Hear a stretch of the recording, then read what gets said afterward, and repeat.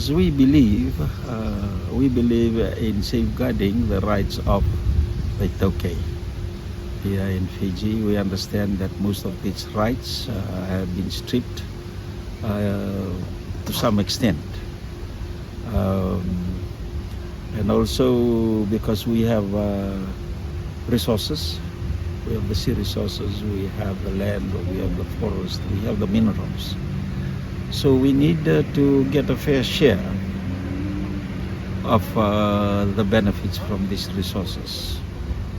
And hopefully we'll be actually taking part in the extraction of these resources through our own companies, the landowning companies.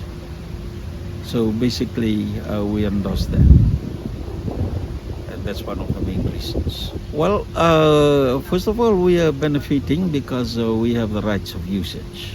You know, we can go to the mangroves and look for crabs and others, even medicinal plants. And to that extent we are benefiting. But when that mangrove is reclaimed, the only benefit that we get is the compensation for our consent that is given. But we must understand the fact that the mangroves, that usage is for generations.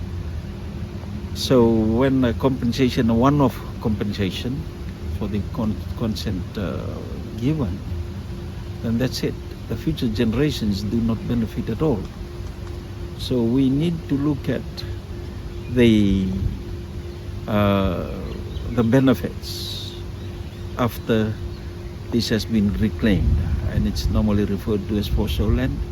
In what way our future generations will continue to benefit from that piece of land, or which used to be a fossil and also part of the sea.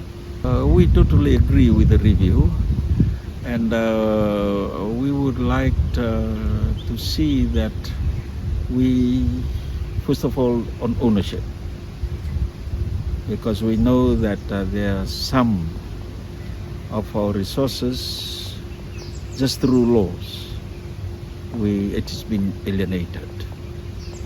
One of these, for example, is the minerals. The other one is the ngolimboli.